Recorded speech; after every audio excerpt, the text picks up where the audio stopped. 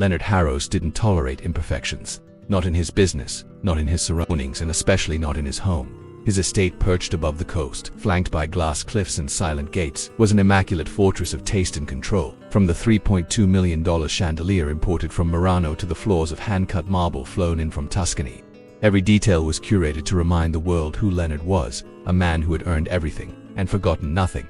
And yet something about the maid bothered him. Her name was Alina. She had come recommended by a discreet agency, one that supplied help to CEOs, diplomats, and the kind of billionaires who preferred not to Google their own staff. At first glance, she seemed ideal, punctual, discreet, quiet. Too quiet. She arrived each morning at exactly 8 a.m. No smiles, no chatter, no curiosity. She glided through the house like a ghost that refused to be noticed, cleaning, organizing, dusting shelves he hadn't touched in years.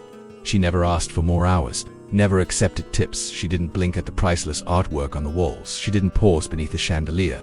She didn't react when he held meetings with oil executives or when Forbes came to do another profile on the empire he'd built from nothing. She simply worked, and always left at 7 p.m. sharp no matter what. Leonard observed her from the shadows, at first out of habit, the way powerful men observe everything that moves inside their kingdom. But slowly, it turned into something else: curiosity.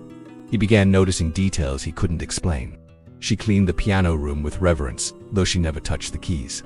She always paused exactly 12 seconds by the eastern window that overlooked the cliff, as if searching for something she'd lost long ago. And then one evening, as he passed the hallway unnoticed, he heard it. Alina, humming. A melody so familiar it stopped him mid-step. It wasn't a popular tune, not something from the radio or a film. It was a classical piano piece, Chopin's Nocturne in E-flat major, the same piece his mother used to play, the same one that echoed through his childhood every evening until her hands stopped moving.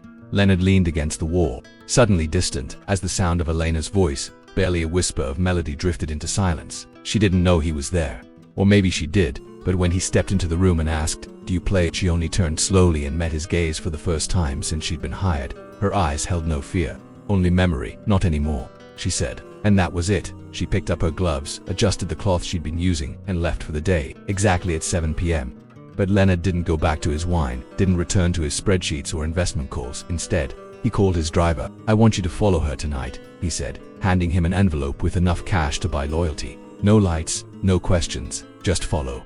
The driver hesitated. "Sir, what are we looking for?" Leonard stared out the window. The sun had just disappeared behind the horizon, and the ocean below was turning black. "I don't know," he said, "but I'm starting to think she's not who she pretends to be." Leonard Harrows didn't tolerate imperfections. Not in his business, not in his surroundings, and especially not in his home.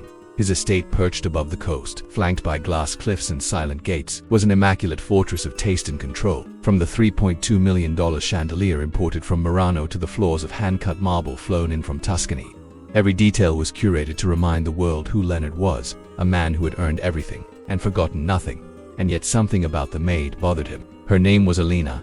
She had come recommended by a discreet agency, one that supplied help to CEOs, diplomats, and the kind of billionaires who preferred not to Google their own staff. At first glance, she seemed ideal, punctual, discreet, quiet. Too quiet. She arrived each morning at exactly 8 a.m.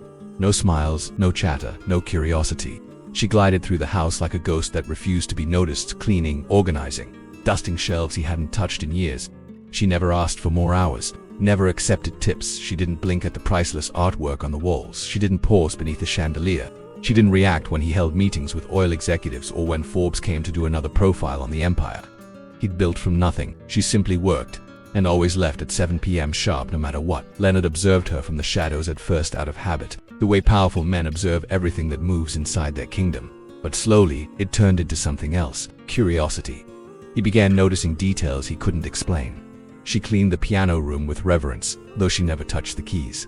She always paused exactly 12 seconds by the eastern window that overlooked the cliff, as if searching for something she'd lost long ago. And then one evening, as he passed the hallway unnoticed, he heard it. Alina, humming. A melody so familiar it stopped him mid-step. It wasn't a popular tune, not something from the radio or a film. It was a classical piano piece, Chopin's Nocturne in E-flat major, the same piece his mother used to play, the same one that echoed through his childhood every evening until her hands stopped moving. Leonard leaned against the wall, suddenly distant, as the sound of Elena's voice, barely a whisper of melody, drifted into silence. She didn't know he was there. Or maybe she did, but when he stepped into the room and asked, "Do you play?" she only turned slowly and met his gaze for the first time since she'd been hired. Her eyes held no fear, Only memory, not anymore, she said. And that was it. She picked up her gloves, adjusted the cloth she'd been using, and left for the day, exactly at 7 p.m. But Leonard didn't go back to his wine, didn't return to his spreadsheets or investment calls. Instead, he called his driver. "I want you to follow her tonight," he said, handing him an envelope with enough cash to buy loyalty. "No lights, no questions, just follow." The driver hesitated. "Sir, what are we looking for?" Leonard stared out the window. The sun had just disappeared behind the horizon, and the ocean below was turning black. "I don't know," he said, "but I'm starting to think she's not who she pretends to be." Leonard didn't sleep that night. He returned to his own estate long after the lights had dimmed and the security team had retreated to their routine. But inside his mind, nothing was routine. His home, his fortress now felt like a shell built on assumptions. The silence in the halls echoed louder than it ever had. The next morning, before the sun had fully risen, Leonard was already dressed in athletic gear, not to train, not to jog, to observe. He left through the back gate, alone, wearing sunglasses and a hoodie to draw no attention. He parked far down the street from the mysterious mansion, Elena's mansion, and approached on foot. The morning mist still hovered over the hills, softening the edges of the landscape, making even the most enormous homes seem surreal. He crossed the threshold of the gated street without being stopped. It was early and joggers were expected. He kept a steady pace past mansions with helipads, private gardens, and Olympic-sized pools hidden behind hedges, taller than most city walls. But then he saw it again, the estate from last night. Only now, in daylight, it was even more staggering. The initials above the arch glimmered under the pale sunlight. The same golden glow hit the grand fountain at the center of the front courtyard. Water shot from the mouths of bronze lions. At the base of the fountain, barely visible from a distance, was a crest, a family crest. Not one he recognized from any public registry, but it felt old, royal almost. There were guards, not the kind you hire through modern agencies. These men wore discreet, tailored uniforms, standing in shadows like statues, their posture rigid, their eyes constantly scanning. Leonard kept his breathing even, pretending to jog past casually. But as he neared the fountain, he slowed slightly, adjusting a non-existent shoelace to buy a few seconds. And that's when he saw it. The portraits inside. Through the tall arched windows facing the morning sun, the interior of the estate revealed a gallery wall, dozens of framed oil paintings, in ornate gold frames. Some were landscapes, others portraits, but one stopped him cold. He knew that face. It was his father, younger but unmistakable, standing beside a woman Leonard did not recognize, elegant, composed, her hand resting lightly on the shoulder of a small girl. And that girl, her eyes, he had seen them every day.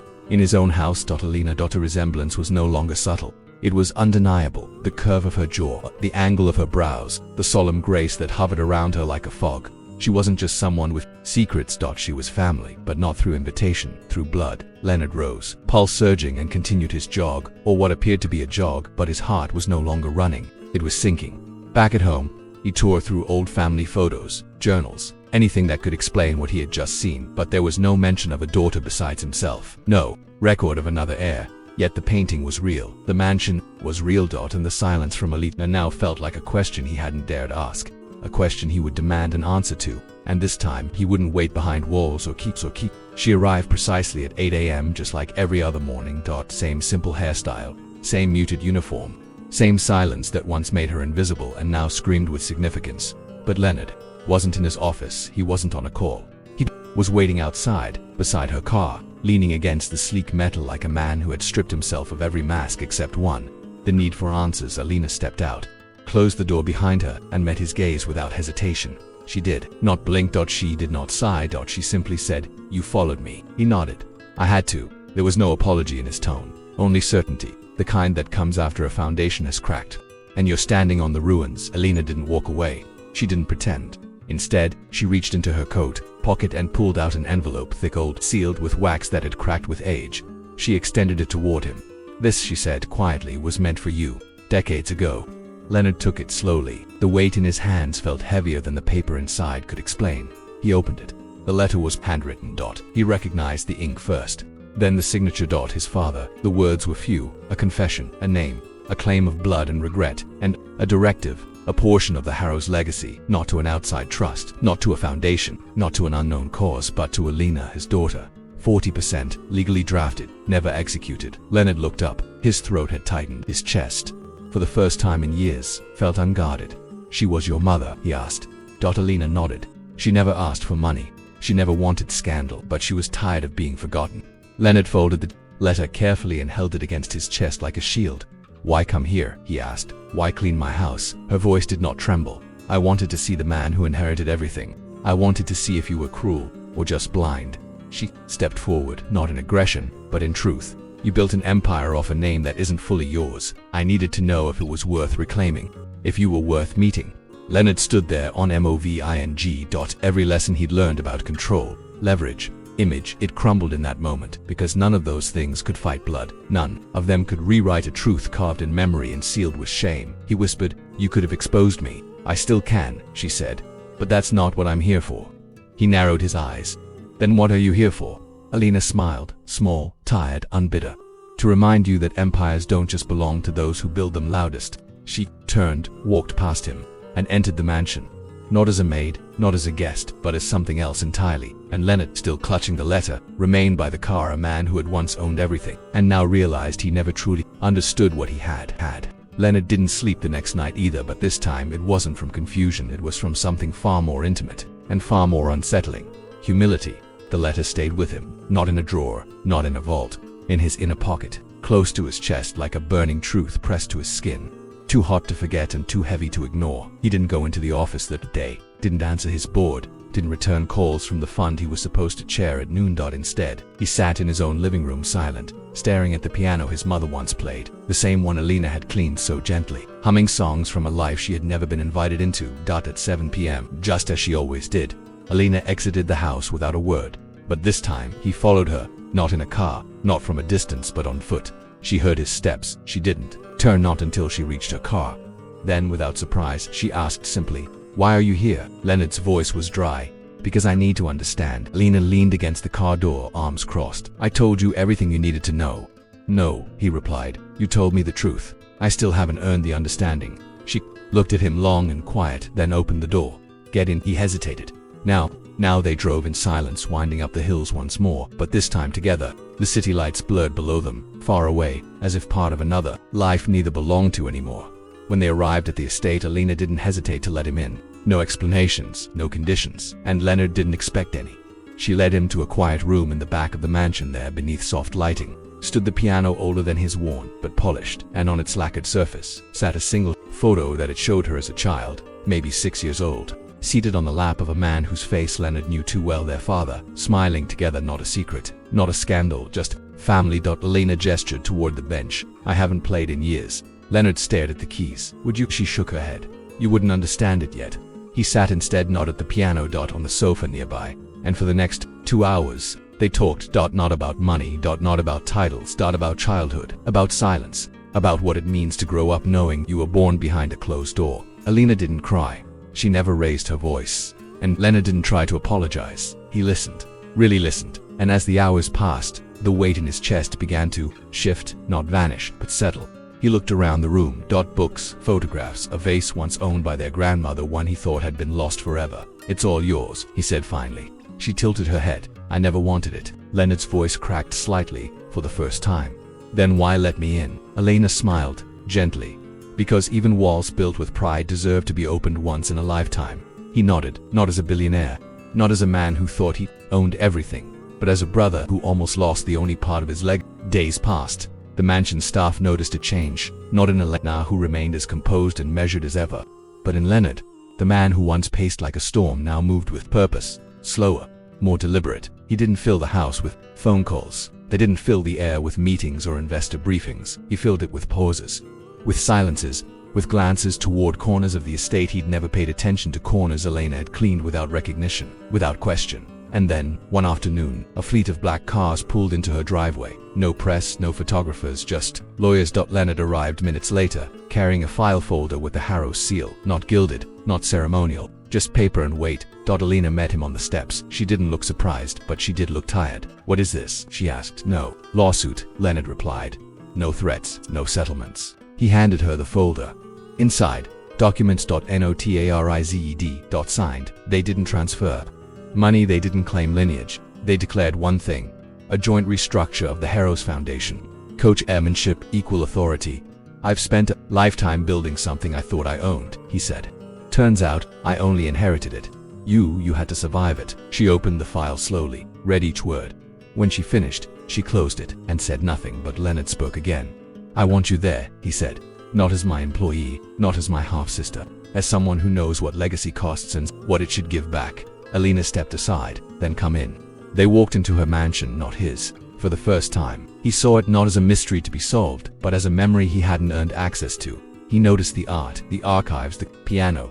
Every detail told a story his father had hidden, not out of shame, but fear. Fear of what truth could fracture in the world of men who believed bloodlines were tools for power, not people with pain. Alina led him to the dining room. Tea. No wine, no performance, and they sat, two people who had once shared a father but never a childhood, finally occupying the same room with no need to compete.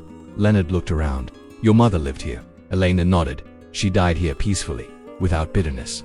She told me not to hate you. He looked away.